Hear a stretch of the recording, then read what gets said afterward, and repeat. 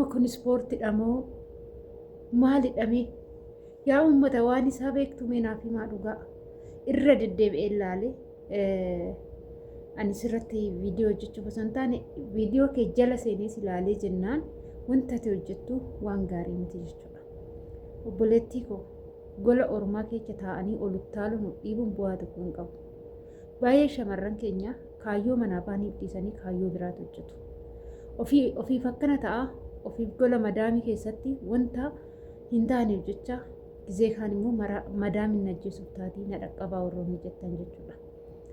Ashama harka fuunee kabajamtootaa fi daawwattoota hordoftoota keenya nageenyi koo kan jaalalaa fi kabajaa bakkaa fi lafa jirtan siniif haa baay'atu. Anis obboleettiin keessan bakkaa fi lafa jirutti waaqayyoof galannaa ga'uu nagaa fayyaa kootidha. Egaa viidiyoo na cinaatti argaa jirtan kana isinis maal akka jettan hin beeku jechuudha. Aguma fedhillee yoo ta'e jechuudha. Maatii nama bira jiraatee namaan lolu yoo of biraan qabaanne jechuudha. Duraan maatiin keenya jechuudha. Ani jechuudha waleeni akka inni itti guddadhetti jechuudha. Surreedha yeroon kaawwadhu maatiin koo naan lolu jechuudha. Dhugaa rabbis hin jedha. Surreedha yeroon kaawwadhu ani maatiin koo naan lolu. Erganii barumsan xiqqoo siqeen isaayyuu dhokachaa dhossaan kaawwadha malee surrumaayyuu dubartiin uffata mataa ishee qabdi. Uffanni ishee kophaatti godhameefii jira jedhu qamisiiwwan babbareedaa, gurdiiwwan babbareedaa, uffata shamarranii kan jedhame babbareedootu jira jechuudha. Isa santu siniif ta'a jedhee abbaan koo na gorsa ture. Dhugaan siniin jedha. Inna maatiin keenya waan badaa yoo nurratti arganii nuun lolaati kan nu guddisan. Lakki yaa dhala koo kunisii fi mitii jedha. Egaa akkas ture.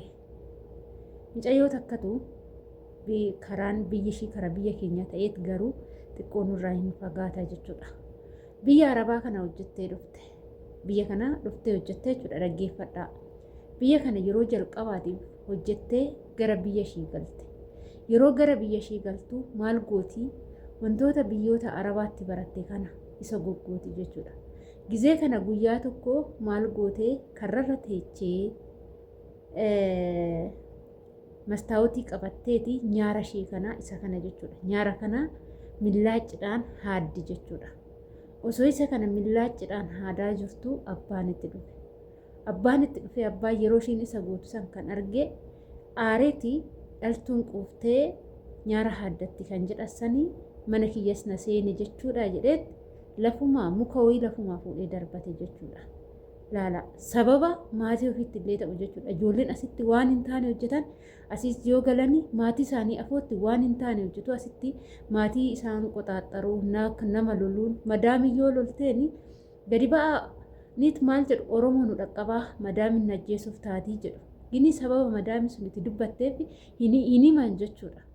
Kan madaamin lolteen qofa himuu jechuudha. Inna abbaan mucayyoo san aareetti jechuudha. Gizee sanitti aariin ijaafuu dhufe wanta kana yoo argu baay'ee aaree dhala namaarratti jibbu kiyyarra ga'e jedheet muka wayii fuudhee lafaa darbateen jechuudha. Yeroo darbatu kana mucayyoon achumatti kuftee achumatti hafte. Dhugaan siniin jedha ani maal akka ta'e hin beeku kaayee guyyaa sanii abbaatti sababa ta'uu fi ishiinis kaatee karra san afooteechee biyyi yaani yoo nyaara ishee addattu abbaan immoo argee aarii jechuudha. Biyaansi jechuudha. Yeroo biyya ormaa hojjennu kana akkasitti mataa keenya gadi qabannee hojjennu jechuudha. Akka madaamota sodaannu waanuma argine hin goonu. Mee madaamii afootti amma akka amma ta'aa jiran akka uttaalaa jiran kana madaamii afootti hin godhan. Garuu kaameraa banatanii uttaaluun ispoortiin haala qaba dhugaa. Mee haala ispoortiin haala qaba. Shamarri safuu beekti.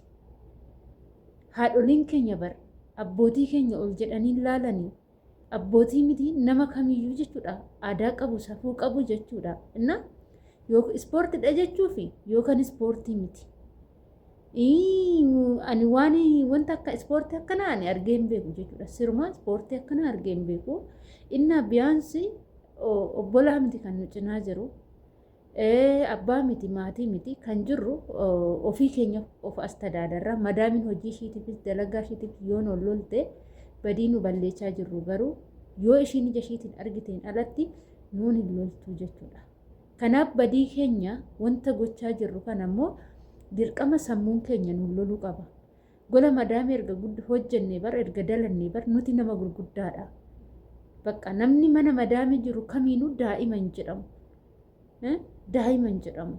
Kanaaf ispoortiin hojjechaa jira jettee garagarteeti gaafa viidiyoo kee kana of ilaaltu maal akka godhaa jirtu koomintootaati jalatti ilaalee dhugaa imimmaantu na qabe jechuudha.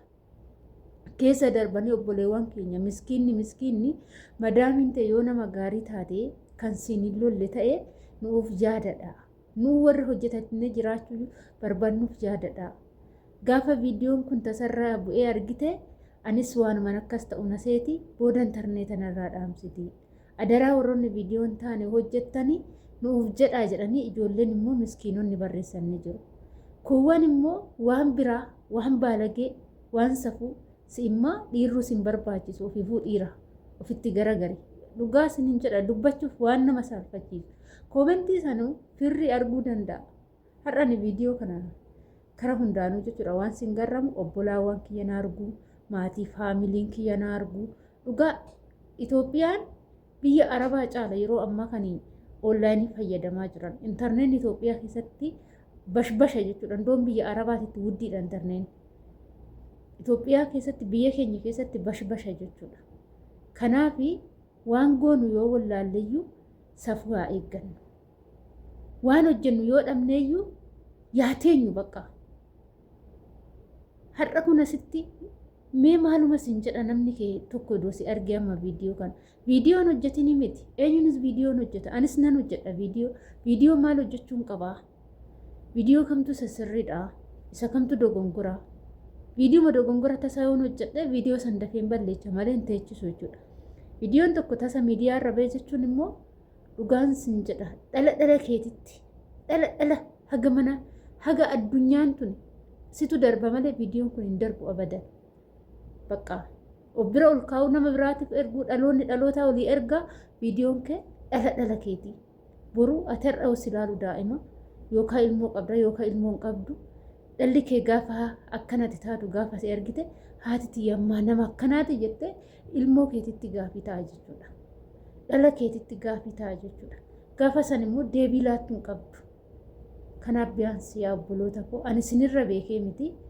Garuu viidiyoon kun baay'ee na jibbisiise. Viidiyoo akkana irra deddeebitee hojjette kana qofaa miti. Ani bakka wanti akkanaa kun shamarran keenya deeguman deegeefillee foon deegaan nyaadhu jette sareen jedhan. Deeguma mana ormaa jirruufis deeguma haadhaaf abbaa keenya maatiin faamilii keenya keessa hin jirreefis sammuu keenyan of eeguu qabna. Sammuu keenyan sirritti of eeggannoo gochuu qabna malee akkuma argine ta'uun nurraa hin barbaachisu jechuudha. Dhugaan sinin jedha. Maaliif wanta hojjechaa jirru kana sirritti adda baasnee beekuun dirqama nu barbaachisa. Maaliif bineensota irraa adda kan nu godhe Waaqayyoon akka yaannuuf akka waan badaa fi gaarii adda baasnuuf jechuudha. Ijaan waan badaa akka laalle funyaannis waan badaa akka kuufan qaamota hundumaayyuu kan nutti uume gahee mataasaa wajjin jechuudha. Kanaaf shamarran keenya jiruu keessan jijjiiruu yoo barbaadan gola madaamii keessatti akkuma taatan akkuma argitan hin ta'inaa jechuudha.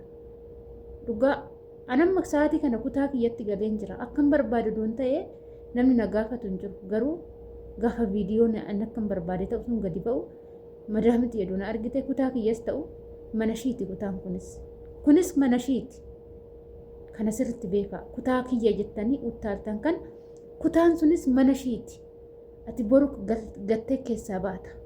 Garuu inni sun mana shii akka ta'e immoo hin dagatinaa jechuudha. Siniif galee akkasii egaa viidiyoo kiyyaa har'aaf qabadee dhufee asumarraa nan goolabaa turtiin wajjin gootaniif ulfaadhaa galatoomaa hanga viidiyoo biraatiin walitti deemti turtii gaarii siniif haa ta'u yaada qeeqa yoo qabaattan saanduqa koomentii jalatti barreessuu hin dagatinaa. Baay'ee.